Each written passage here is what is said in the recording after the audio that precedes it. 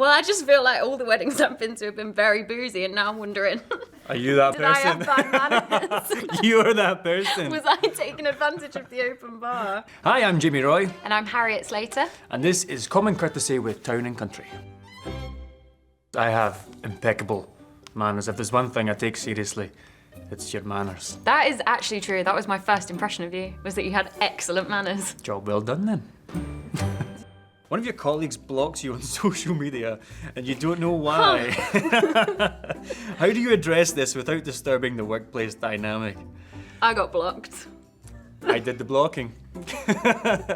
It was a joke though. It was a joke. It was, so it was all in good jest. I had just hit 10,000 followers on Instagram, so the numbers went away and it went to like the little K, and as soon as I hit it, Harriet was watching, she unfollowed me, so it went back to 9,999. I knew he was excited about hitting 10,000, so I was waiting for it. It's The a second that happened. silly thing, but anyway, I had to have the last laugh and I blocked her. It was worth the gag, eh? Yeah, it was fun. This is different though, so this is if you actually get blocked for real. I think I'd have to just be direct and say, why have you blocked me?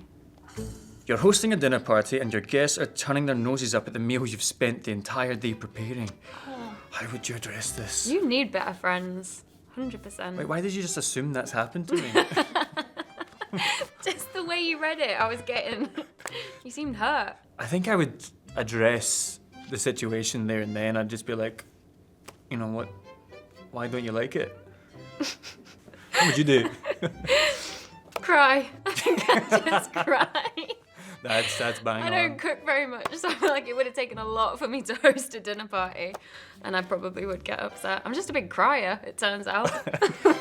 You make a snarky remark about a friend in a group chat, only to realise they're actually in the chat. What is your next course of action? I've also been here. Not me. It wasn't me making the snarky remark, but a remark was made, and then it was quickly deleted. It was deleted. But it was too late. Did anyone address it? Everybody had seen it. It was addressed sort of passive-aggressively, very British.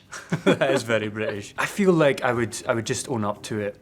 You know, you've made a mistake and be like, hey, I'm sorry, it was snarky.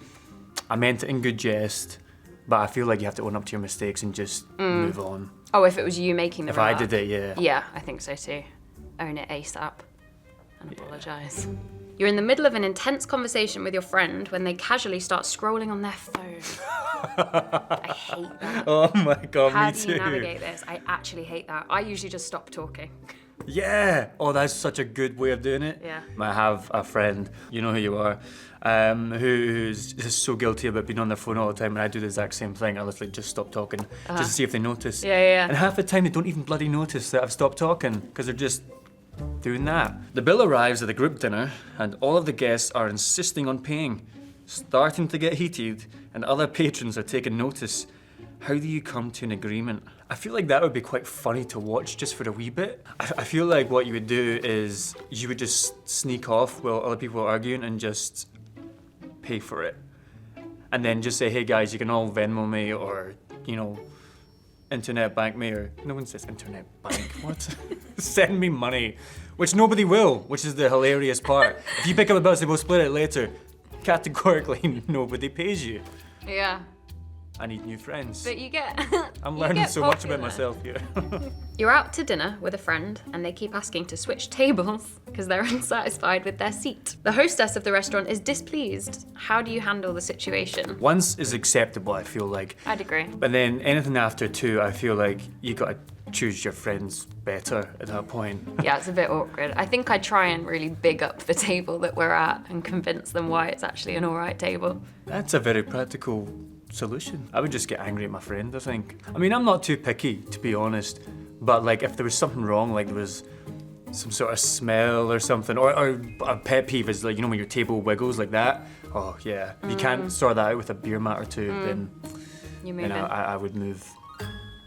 You're attending a family wedding where your +1 has taken advantage of the open bar and other guests are starting to notice. How do you cut them off without offending anyone?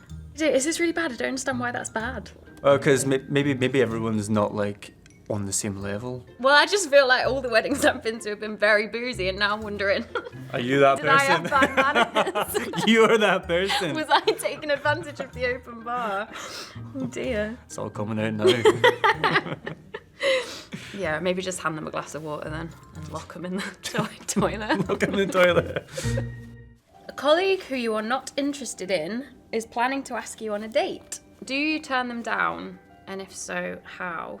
Just make it very obvious that you're mates, I guess. So there's this lovely restaurant which I've just really been dying to try in New York. Oh, and, mate. Yeah, same. Yeah. I didn't I've tell you already which one it was, but you know. been. Honesty is the best policy in that case. You Yeah. just have to be like, hey, you know, you're cool, I'm cool, we're cool, and we don't want to ruin that. It's probably the best way, right? Yeah. Or just talk to them about someone else that you do fancy. You're just like on your phone, be like, oh, she's so hot. Sorry, what were you gonna say? Your date offers to pay for dinner, but ends up leaving an insufficient tip. Do you step in and leave a difference? 100%. Yeah, I would too. I would be very sly, and this has actually happened on dates before. We've split it or something like that, and then they've just not tipped, and it's like so awkward. And thankfully, like I've got cash in my pocket, or I had cash in my pocket this time, so I just kind of like slipped under the receipt, so not to make them feel embarrassed, but so the waiter gets their tip, which they've so earned. That is interesting. I feel like if you don't tip, that's like a statement. Oh yeah, we didn't go on another date. You overhear a family member critiquing your acting at a family gathering. How do you confront them without ruining the event? What, as in behind your back? That's a great one. You just go, oh yeah, how many movies you been in? Didn't think so. I feel like this has happened to you before. Uncle Jim, there's one of those things that's like, oh, you got to do a lot of those crying scenes, eh? He says, you must have to think of something really sad, you know? Like you just imagine someone dying or something like that. I'm like, sure, if that makes sense. Thank you so much for watching us on Town and Country. Be sure to watch Outlander Blood of My Blood, only on STARZ.